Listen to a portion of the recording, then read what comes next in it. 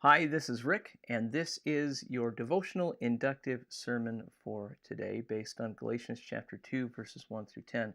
Just finished the inductive study, and now we're going to go through some notes and try to figure out what it is that we learned from today's study. Two ways to be sure that you're communicating the true gospel, and man, that's so important today. Because I see that we all have a lot of friends who believe a lot of different things, and believers aren't sticking together. Believers are in the mix with the rest of the world, and we come across a lot of different ideas, and sometimes those other ideas that are foreign to the Bible, foreign to the gospel, sometimes they come our way, and we adopt some of those ideas and we add them to the message of the gospel, and the gospel just isn't the gospel anymore. Well, there are two ways to be sure that you are communicating the true gospel, and this is what we learned from the text today. First of all, only communicate the simple message.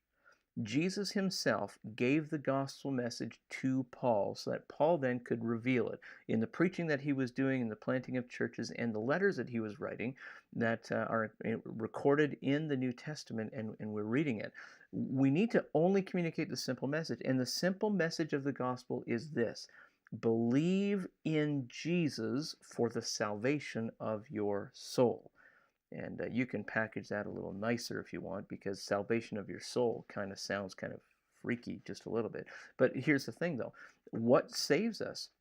What brings us into relationship with God? What helps us move from that point in our lives where we're disconnected from God over to the place in our lives where we are then connected to God? What is that pivotal moment? What is the one thing we need to do? There is only one thing we need to do to cross over from being someone who's disconnected to God to getting connected with God. And that one piece, that one thing that needs to happen is belief in Jesus. There's nothing else that I can do that will help this process along. The only thing that's left for me, the only option that's left for me, is belief in Jesus. I can't be good enough. I can't give to the church. I can't go to the church long enough. I can't read my Bible long enough. I can't be friends with other Christians long enough. Nothing works. You can go to church your whole life. You can have as many Christian friends as you want to. You can listen and memorize every single sermon under the sun. That's not going to get you connected with God. The one thing, the only thing that connects you and I with God is this: we come to the place where we say, yes, I believe in Jesus, and that's it. That's the only thing that will affect a spiritual reality that we can't touch. That's what Jesus communicated to us. So when you and I are sharing the gospel, how do we know what it is that we're supposed to be communicating? Keep it simple. Only communicate the simple message. And that also means, number two, don't give in to the temptation of complicating the message. Now, for Paul, Paul had a real problem as he was writing his letters and going to plant churches, because some people were coming in behind him, listening to the message and adding things to the message, saying, well, no, it's not just believe in Jesus, it's this and that and this and that. And we do the same thing, you know.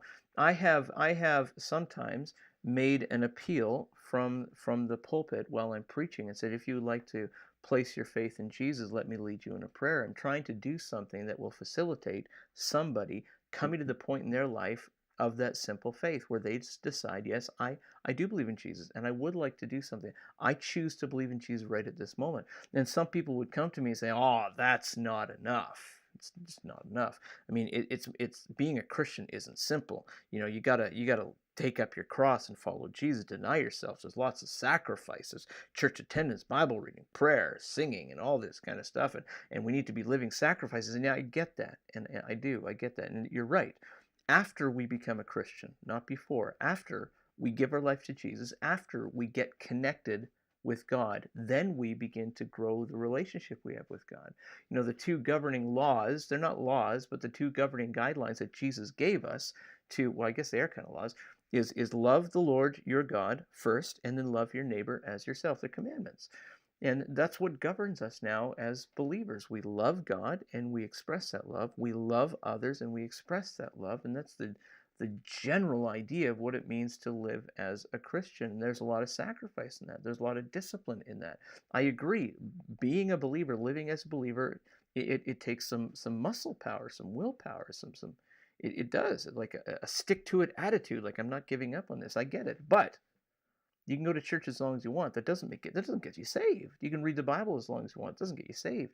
The only thing that will bring you from death to life, disconnected from God to connecting with God, is a simple faith in Jesus. Don't add anything to the message, So only communicate the simple message. Don't be tempted to complicate the message any further. If you do those two things, that's how you're sure that you're communicating the true gospel and nothing but the gospel. Thank you for joining me in today's simple inductive sermon. And if you'd like to see how I arrived at my conclusions, I'm going to invite you to see the longer inductive study that follows this post. Thank you. God bless you. See you next time.